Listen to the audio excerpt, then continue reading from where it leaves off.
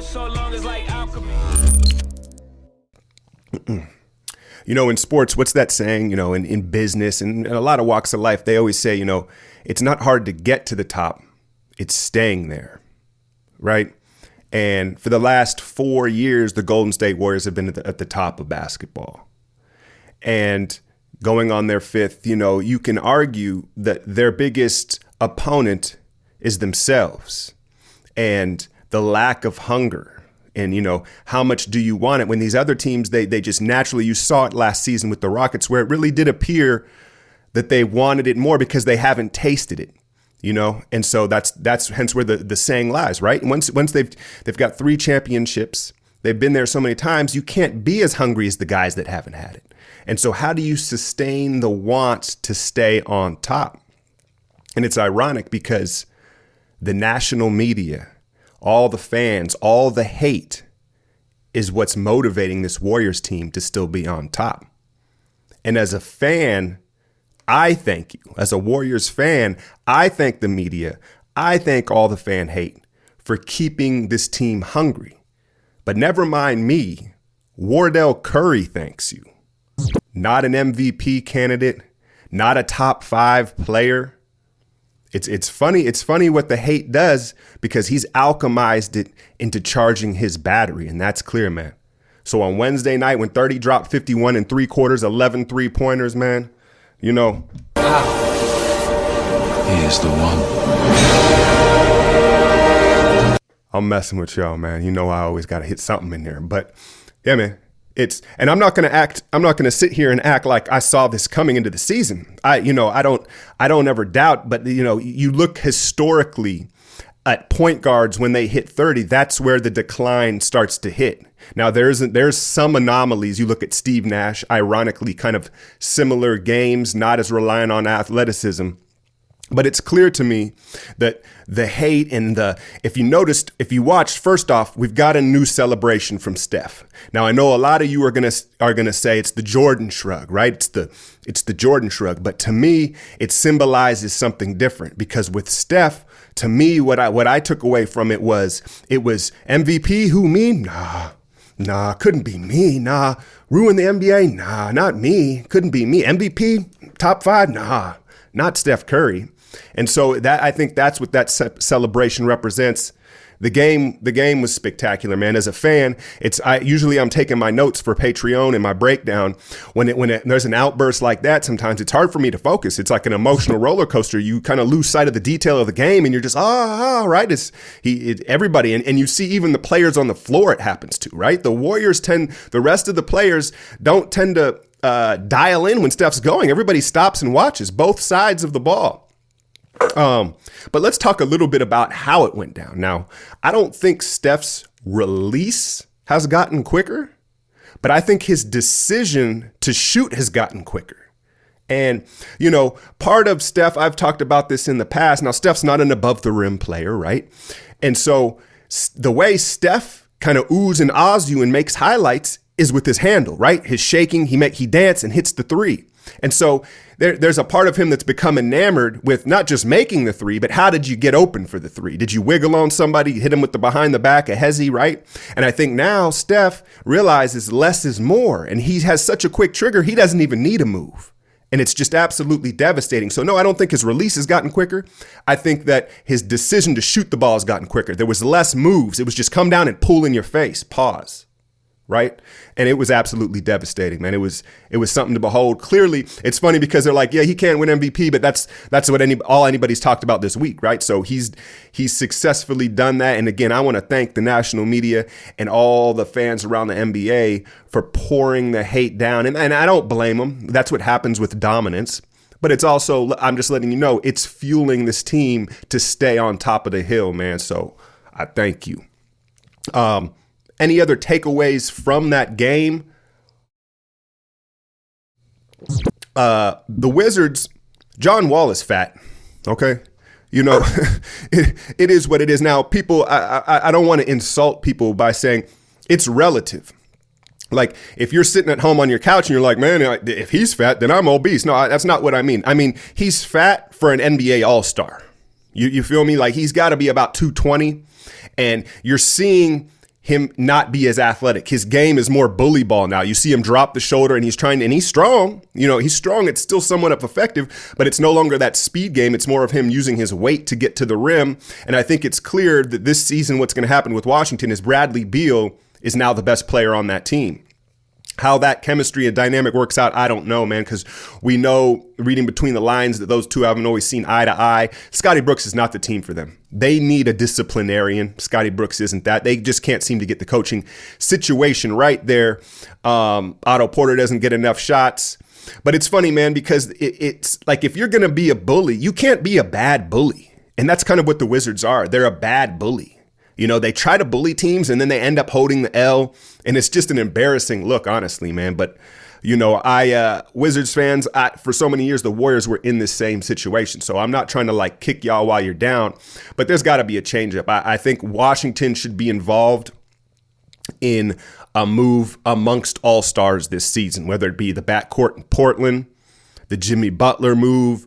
I don't know. I think there needs to be a change up between that backcourt and John Wall. The problem is, who wants John Wall? He's got the max bag, and you can just see him declining. You can just see it happening because he's not a professional athlete, right? He is a freak of nature athlete, but he has not become a pro as far as taking care of his body. That's my takeaway from that.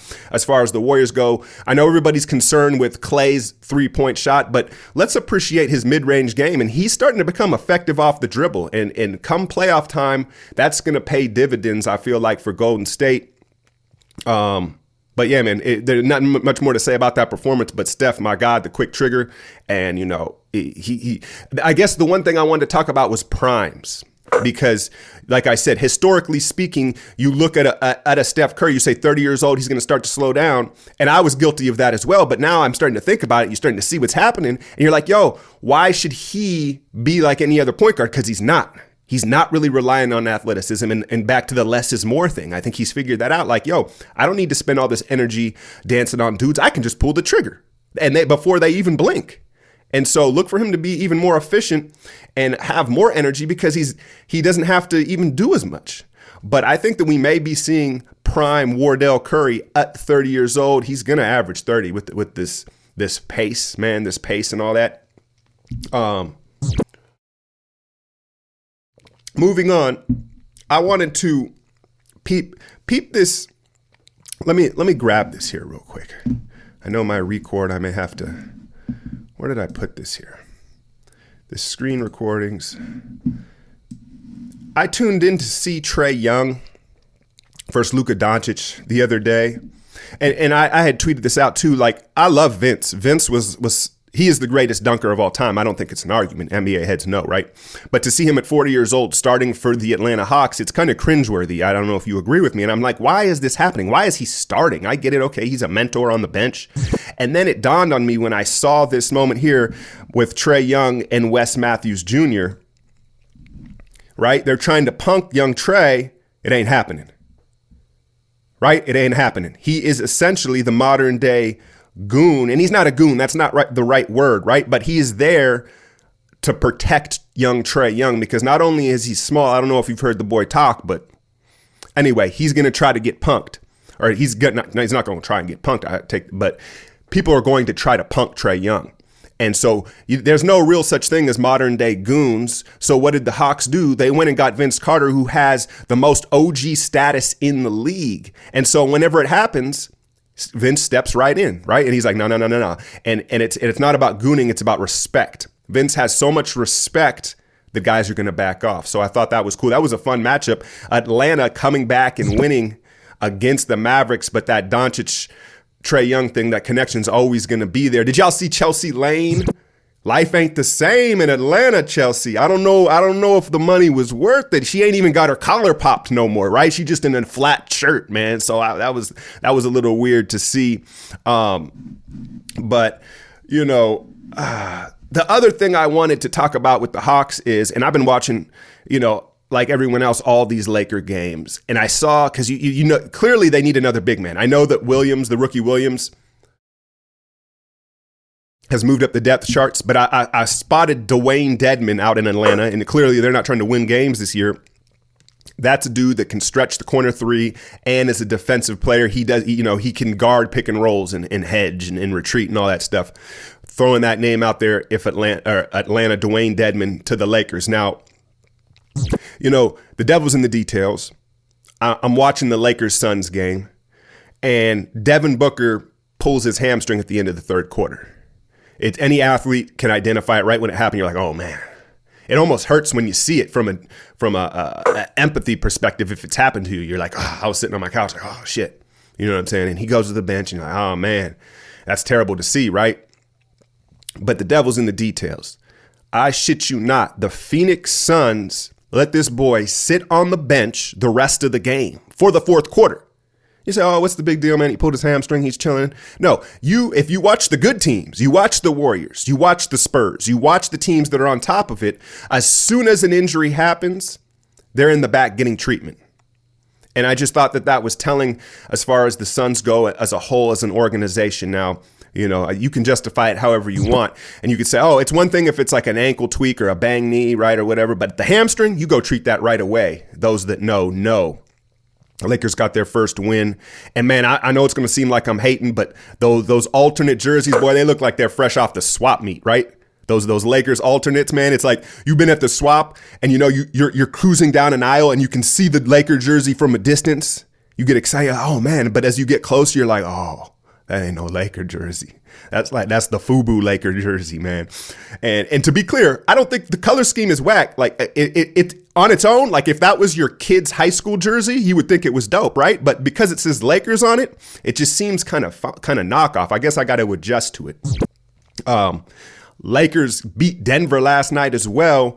A couple of takeaways I have. You notice LeBron's having to play a little defense. LeBron playing a little defense. Right? He's having to. I haven't seen that type of effort, some closeouts and him down in his stance as much. But you know what LeBron kind of reminds me of? Now, I know he's getting his numbers, but everybody, I think, can agree, right? Like he's not he's kind of playing a little passively to start the season. You know what it reminds me of? It's like, when you were younger and you started a new job, you want to show everybody how much you can do. Right? You work your butt off. Oh, let me help you with this. Let me do this. Let me do that. And then before you know it, you realize like everybody's relying on you too much. That becomes your expectations and your workload is too much. So as you get older and you start a new job, you kind of sandbag a little bit, right? Like you do your job, but you don't want to show quite how much you can do because then that's the expectations. Then all of a sudden you're shouldering other people's workload because you've shown them that you can do it. And I think that's kind of what LeBron's doing here early on with the Lakers. Again, the numbers are there because of the pace they're playing, so many possessions. But he's being a little extra passive, and that might be what it is.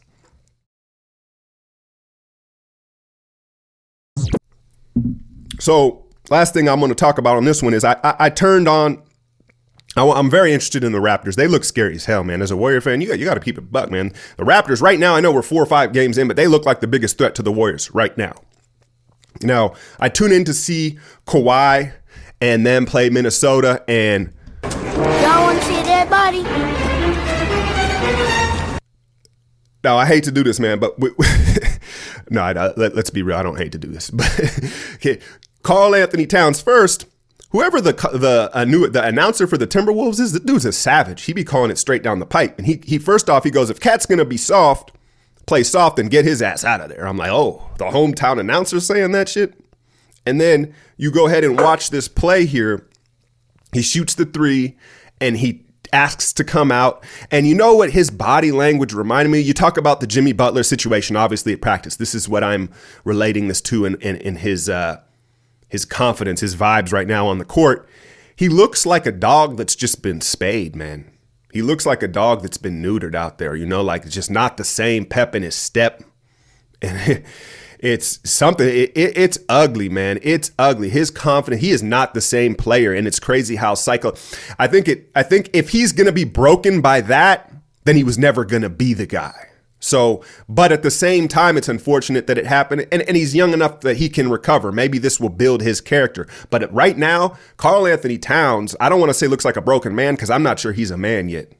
I hate to say that, y'all, but that, your boy gonna keep it real, man. So But that was ugly to see. Toronto again looking their depth. Kawhi looks 100, right? Lowry shooting the three. They seem to have it all now, barring health and things in the season. But Toronto right now is the greatest threat to the Warriors if you want to talk about a team. Anything other than that, man, Warriors, Knicks, the whole KD thing tonight, I don't know. We'll see. I'll be back with the Patreon highlight for that tomorrow. If y'all have any questions or want me to talk about a team, I'm trying. I can't watch every game, so I'm watching, obviously, the hot topics. But if y'all want my take on something else going around the league, hit me up in the comments. Hit the like, hit the share, and subscribe. I'm out, y'all.